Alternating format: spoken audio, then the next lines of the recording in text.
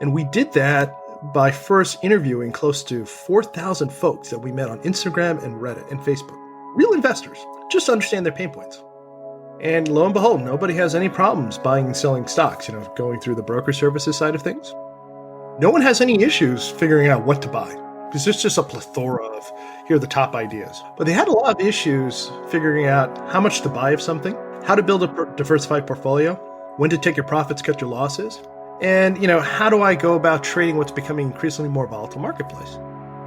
Boom, you're describing institutional portfolio management. I'm Stephen Mathai-Davis, the founder and CEO at QAI.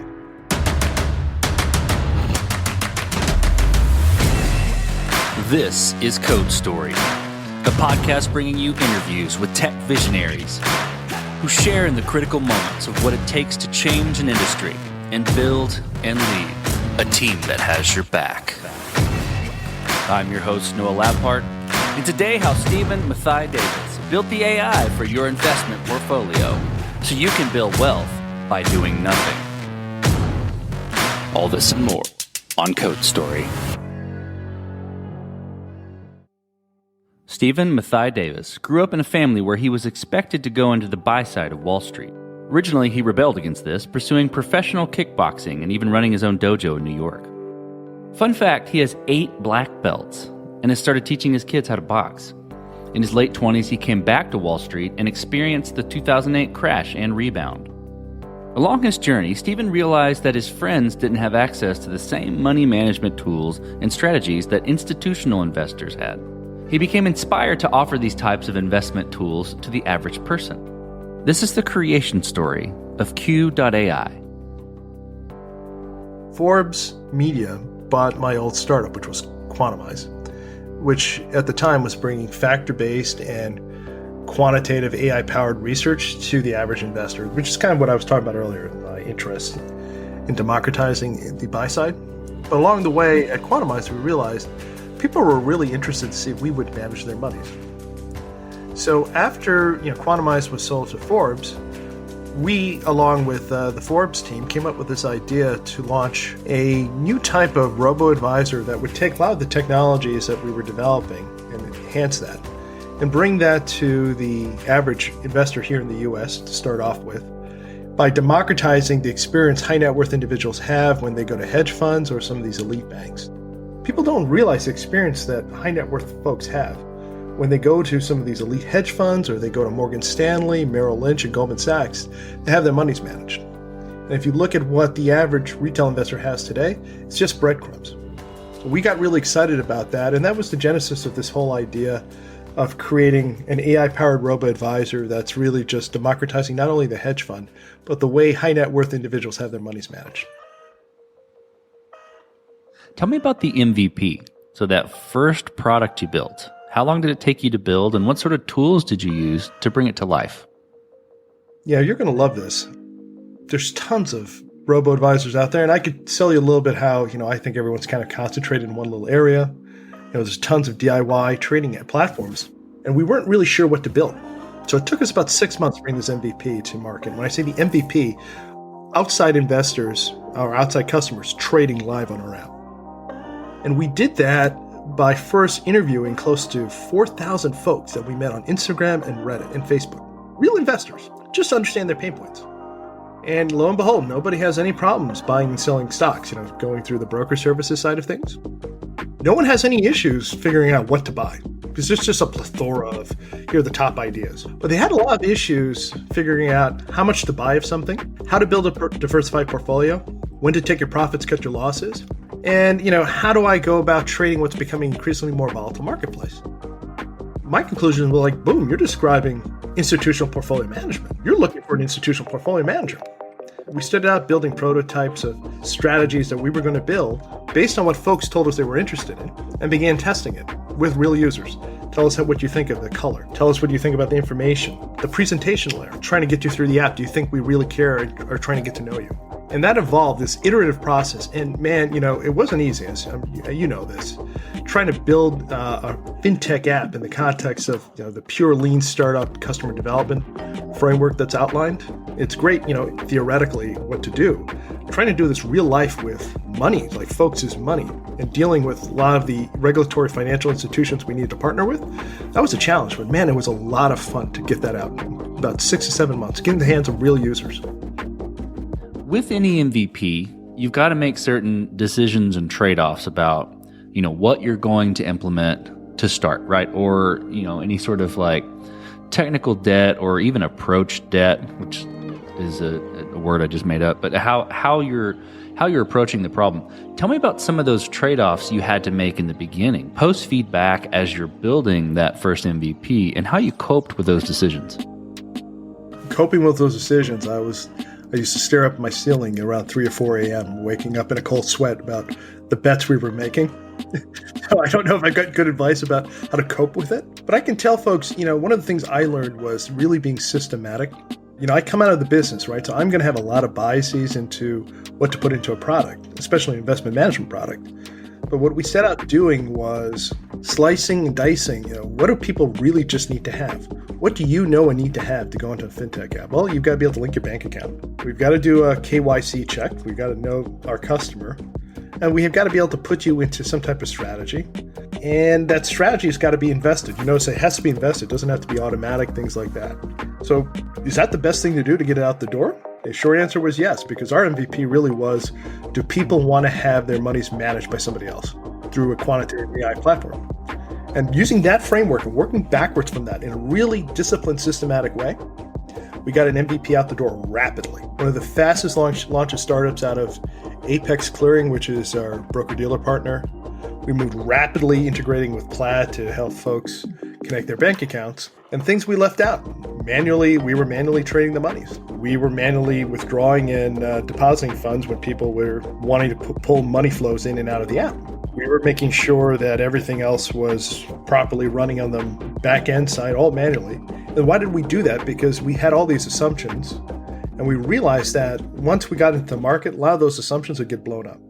And lo and behold, when we went live, most of our assumptions were wrong. And we did everything correctly to get there. But we realized when we had real people trying to move their monies around, a lot of our assumptions were totally wrong. And we began to pivot and iterate based on that. This episode is sponsored by Vanta. You're a startup founder. Finding product market fit is probably your number one priority. But to land bigger customers, you also need security compliance. And obtaining your SOC 2 or ISO 27001 certification can open those big doors. But they take time and energy pulling you away from building and shipping. And that's where Vanta comes in. Vanta is the all-in-one compliance solution helping startups like yours get audit ready and build a strong security foundation quickly and painlessly. How, you ask? Vanta automates the manual security tasks that slow you down, helping you streamline your audit. And the platform connects you with trusted VCSOs to build your program, auditors to get you through audits quickly, and a marketplace for essentials like pen testing. Join over 8,000 companies, including many Y Combinator and Techstars startups who trust Vanta. Simplify compliance and get $1,000 off at vanta.com/codestory. That's VANTA.com/codestory. This episode is sponsored by Kinsta. Between juggling client meetings, managing your website, and keeping up with everyday tasks, who has the time to stress out about website security? Well, with Kinsta, the technical stuff is taken care of, so you can focus on what you do best. Kinsta provides managed hosting for WordPress, offering lightning-fast load times, top-tier security, and unmatched human-only customer support. Whether you're a business owner, web developer, or running a digital agency, Kinsta makes managing your website easy and efficient. Kinsta provides enterprise-grade security, being one of the few hosting providers for WordPress with SOC 2 and other certifications, guaranteeing the highest level of security for your website. Thanks to their unlimited free expert-led migrations, Kinsta ensures a smooth transition for you from other hosting providers. Customers have reported 200% faster load times post-migration to their platform. What I find cool about Kinsta is their fast and reliable customer service and premium features that are included at no extra cost. Ready to experience Kinsta's hosting for yourself? Get your first month free when you sign up at kinsta.com today. That's KINSTA.com. How did you progress the product from there, right? You validate that, assumptions or some assumptions were wrong, right? And you needed to pivot and you needed to do things differently. How did you progress it from there and mature it? And I think I'm interested too in how you made those decisions and how you built your roadmap and decided, okay, this is the next most important thing to build or to address with QAI. I think it's a couple of different things. One, the way we figured out what to build was we were constantly talking to our customers. And it wasn't just through emails. We were trying to do one-on-ones with real customers on the app. We invested in building a Discord community where we were engaging with people, and we still do every day, trying to learn more about what they were looking for.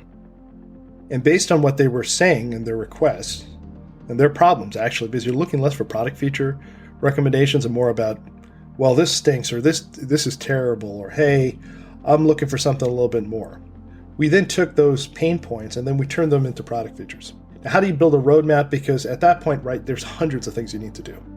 And how do you prioritize them? Well, we did that by using a quantitative management tool that we built internally. And again, this is the benefit of us being quants. Well, let's list out all our product features we need to do. And then let's start scoring things. Is the product market fit related? Is it related to legal and compliance? Because, we got to get that done. What's our probabilities? How confident are we in the user requests? Do we have hypotheses we've answered yes or no? Is it related to funding accounts? Because we figured that was our North Star metric. Is it going to help, boost the number of users on the app? Is it going to increase ARPU? And we used a framework like that. It sounds simple, stupid, but it helped us quickly decide which were the features we should really focus on first and push other stuff to the back of the backlog. And guess what? A lot of the stuff we pushed into the back of the backlog, we realized down the road as we continue to iterate and learn more from our customers, people didn't want that. I think the dead simple approach is typically the best approach to not get distracted, perhaps with too big of a grandiose vision. Still holding on to what you're trying to do, but listening to that market feedback and executing. So that makes a ton of sense to me. Yeah, it's a more efficient way to drive innovation. And the idea really here is you're minimizing technical debt and legacy product features that you just might not need. And you're really focused on the low-hanging fruit, which is what folks really want. And that's what I would share with a lot of my fellow entrepreneurs as you're building a product, that it was really rewarding for me that we did that, because I had so many wrong assumptions of what I thought people would want. By using this lean product framework, we were really able to build an app, and we're in the process of really expanding it now, for an app that people really want and that they're looking for going forward, not an app that's kind of yesterday's product in a digital wrapper. So how did you go about building your team, right? And what did you look for in those people to indicate that they were the winning horses to join you? We scaled the entire company up remotely, so I never got to really meet a lot of the team members. So really, a lot of the questions I was asking was, are they passionate people? Are they actually passionate about fintech? Are they really interested in the problem we're solving? Because you may not be interested in what we're doing, you may have other interests, but man, if you're not really all in on trying to disrupt traditional modern finance, you're not all in on the fact that it's wrong that the average investor doesn't have the same access to the same stuff as high net worth individuals. If you don't feel passionate about it, this is not the project for you. Because of what I just outlined, because hey, we're doing this lean product approach to build, learn, iterate. It can be stressful at times, but you've got to be passionate about what you're doing. And then I was looking for folks who are really creative and out-of-the-box thinkers. The problem I find with modern finance, and again, this is coming just from my own background, is that people tend to be very linear in their thinking, and as a result, the level of innovation you've seen in modern finance, specifically the asset management hedge fund model, is very limited in comparison to what you've seen in other consumer tech companies. The innovation happens at the strategy level. It doesn't happen at the business model. So I was really looking for folks who were kind of thinking out of the box. And the reality is, if you look at our team, we've got a team of 20 plus folks who are so passionate about what we're doing, all about, the vision that we're trying to build together, and holding each other accountable to that vision. And as a leader of the team, I can't ask for more than that. That's fantastic. Well, let's flip to scalability then. And this will be interesting given, quant background, shaving milliseconds off his trade, right? So speed and scalability are probably very familiar to you. But did you build this QAI to scale efficiently from day one? Or have you been finding this as you're growing and gaining traction? It was a former. Now, we'll find out if that was the right bet, because what that leads to is what you'd call kind of stepwise steady growth, which we're starting to see, which is logarithmic, and it's starting to become exponential, knock on wood. We'll see where things go. What we wanted to see and build and really focus on was building a product that could scale efficiently. It's not just getting a ton of users, it's the servicing cost for it, right? Because that's what really plagues a lot of the challenger fintech apps. They didn't emphasize enough core custody trading experience there. So we spent a lot of time on that. Our servicing costs on a customer level are negligible. That means to make money just for servicing a cost, I'm generating $1 per user on a monthly basis. I'm generating just on that alone gross margins that are north of 90%. That's nuts. That means our cost to servicing a user are nothing. Now, what does that permit us to do? When you have such high levels of gross margins, you can really lean into the customer acquisition game, as well as building out a core team on the operating side of stuff without impacting operating margins, which is what I was thinking about as we were building the business out. So you're efficient on the inside.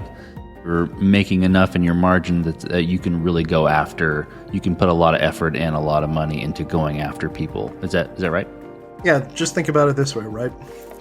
If I make $10 on ARPU, gross ARPU on a user, and my servicing costs on a normalized basis are negligible, so let's just say that's $10 flowing down to gross profit, I can afford to invest more money into customer acquisition costs without impacting my overall operating margin.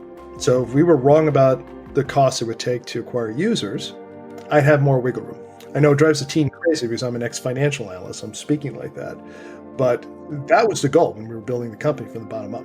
And I think now we're starting to see the rewards of that, which has got everyone psyched on our team. Because, hey, we can really go out there, try things, take risks to drive virality, and we're probably going to hit a few without having to worry about our aggregate operating margins, because we've kind of created a business model that theoretically can scale efficiently. The other side of efficient scaling is how do we deliver our investment services?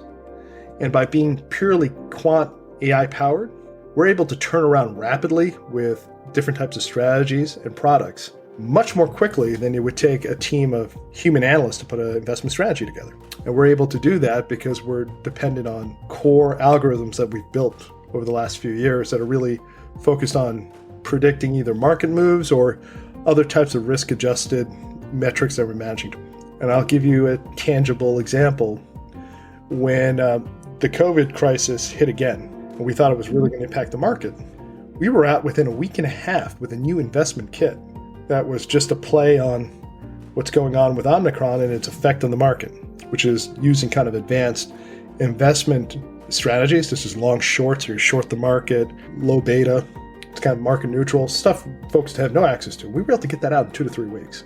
That's pretty cool. I mean, that's scalable investment products, right? And I'm not recreating the wheel there. You listen to some of the leading hedge fund managers on the planet and CEOs and CIOs of large asset management firms. That's how they sell the evolution of quantitative analytics and the power of AI-powered investing strategies. It's just that we were able to bring this to the average individual who has access to none of this stuff. Well, as you step out on the balcony and you look across all that you've built, what are you most proud of? I would say probably the thing I'm most proud about is this team that we've built that is passionate about this vision. I figured we'd be able to get there with the product. I was confident in that. I was confident that we would be able to build good performing strategies and build algorithms to support that. I was always confident about that. I figured if we were disciplined and systematic, we could build a product experience, so the productization of investing, we could do that. I never imagined that I'd be able to build a totally distributed remote team that's never met each other at all, that have shared the same passion, if not more, about our mission. And to me, as an entrepreneur, founder, and the leader of the team, that's been the most rewarding thing. Well, let's flip the script a little bit. Tell me about a mistake you made and how you and your team responded to it. Well, there have been tons of mistakes. I like to tell the team there's no failure. It's just about learning. You only fail if you don't learn quickly. Let me talk to you about one major one. that's kind of, that experience has been taken out, but it's coming back. We have this idea of building, I would call it almost like investing archetypes for individuals within the app. It's very similar to what you see with institutional investment manager. He's a growth investor. She's a value investor. He is a emerging markets investor. She really focuses on dividends and things like that. Theoretically, sounds great, right? You're using the concept of a Jungian archetype and you're bringing it into a fintech investing app. The initial studies and user tests really suggested people love this. Okay, we got 100 users on the app. They were totally confused by it. Some were really pissed off about the personalities they were receiving, and they were confusing personalities with investing strategies. And I like to think I lead from the front, and one of the lines I remind folks about is there's no sacred cows, If there's an idea that doesn't work out, we cut it and we pivot and we move fast. Don't get attached to things. And unfortunately for me, this was, my baby. But we moved on rapidly. We pulled it out totally. It's less complicated.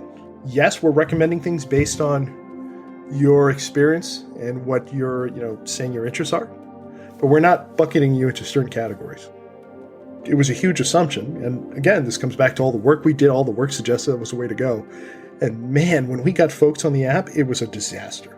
Luckily, we moved fast, because had we not moved fast, this could have gotten worse. I'm kind of laughing because I'm saying this could have been worse. But I think folks were happy to move fast because I was saying, hey, I was wrong, let's move on. So what does the future look like for the product and for your team? Now we're award-winning AI-powered, robo-advisor or robo-hedge fund, and the opportunities for us are expanding rapidly. I like to say that this is just the first stage in the QAI revolution. We're kind of focusing first on investment management per se, because that's where we saw there were real problems we were solving. But our goal is to kind of expand beyond just pure investment management. We're looking to move into more holistic, integrated financial services. Because the vision that we're building is the first, natively digital, 21st century financial services firm. Now, it sounds like a lot, right? But think about this for a moment. The problem with a lot of the big banks that you have today, they've got great teams that are trying to create tech products to address their customers' needs. The problem is that they're trying to build these tech products within the context of a larger brick and mortar company with legacy systems, legacy business models, etc. That's not really 21st century. That's 20th century, and you're just putting a digital wrapper on it. And that's a lot of the problems you read, you hear from folks. Just summing it down to its core basic issue. We see ourselves expanding beyond just investment management into banking services like credit, buy now, pay later is something we're experimenting with, as well as other more interactive personal finance experiences. So remember, we're garnering so much information from our customers that we're able to use our AI technology to begin to pivot into different types of financial services that really will be personalized and curated for them. Can you just imagine our financial services experience that's personalized and curated to you? Not something that's you and I, the same experience because we're kind of in the same credit bucket. And you can really do that. The technology is there. The reason JP Morgan can't do it, the reason Citigroup, they can't do it, is that they've got this legacy system. They've got to work with it. We're able to do it, and that's where you have this unique moment now in time as the millennials and Gen Z begin to age and become more mature. They're looking for a more digital, integrated, holistic, I like to use the word holistic, financial services experience. Well, let's switch to you, Stephen. Who influences the way that you work? Name a person you look up to and why. Got a lot of people I look up to, but I would probably say the two people I look up to the most are my father and my wife, and I'll share them both. My father was a leading intellectual who came into Wall Street and helped revolutionize the emerging markets business. And a lot of my habits I've learned from him. I look up to my wife because here is somebody who is a doctor, lead GP at a major hospital near us. Also manages our entire family. I like to joke saying she's the reason the trains run on time in our household. And she was doing all of this through a major pandemic where she was going to work every day and people were really dying at work. So it's hard not to look up to her and admire her for what she does every day. And I find that as personal motivation for me. It keeps things in context too. Well, we talked about a mistake earlier, but a little bit different spin. If you go back to the beginning, what would you do differently? Or where would you consider taking perhaps a different approach? I don't like to look back with regrets. I think every stage we've made, we were trying to make the best decisions we could with the information we had at that time. I like to joke saying, given what I know now, I could do everything in half the time at probably less than half the budget. But it's the journey that got me to this point. A lot of these mistakes, a lot of the stumbles, a lot of the jives here and there, trying to make it through. So, I look back and I'm not sure I would really do anything differently because I'm pretty happy about everything we did to get here, including all the stumbles we made. And I'd love to remind the team of that because everyone's like, well, we should have done this. Now that we see something's working, we should have done it. I'm like, no, we were making the best decisions we could at that time with the information we had at that time. There's no need to look back and retrade what our thinking was. Well, Stephen, last question. So you're getting on a plane and you're sitting next to a young entrepreneur who's built the next big thing. They're jazzed about it. They can't wait to show it off to the world. They can't wait to show it off to you right there on the plane. What advice do you give that person, having gone down this road a bit? I hate giving unsolicited advice. So I'm not usually someone who likes to give advice unless somebody really asks me. I would probably just tell that young entrepreneur it's never going to be easy. You're going to have a lot of naysayers, a lot of people who tell you it's a bad idea. Never give up on your idea. Anything worth having and building is not going to be easy. And all the great innovators that you've read about, when they started out, people were telling them they were wrong too. And they were crazy. Just keep believing. That's great advice. Well, Stephen, thank you for being on the show today. Thank you for telling the creation story of QAI. Thank you very much for having me on, Noah. And this concludes another chapter of Code Story. Code Story is hosted and produced by Noah Labhart. Be sure to subscribe on Apple Podcasts, Spotify, or the podcasting app of your choice. Support the show on patreon.com/codestory for just $5 to $10 a month. And when you get a chance, leave us a review. Both things help us out tremendously. And thanks again for listening.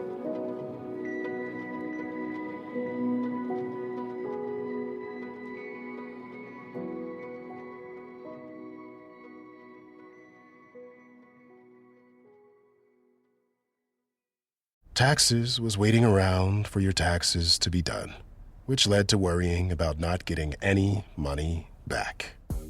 Now Taxes is matching with a TurboTax expert who can do your taxes in a day to get you up to $4,000 fast with a refund advance loan. Now this is Taxes. Intuit TurboTax. Get an expert now on TurboTax.com. Expert filing only available with TurboTax Live Full Service. Refund advance has $0 loan fees and 0% APR. Refund advance loans may be issued by First Century Bank, N.A. or WebBank. Terms apply. Subject to approval.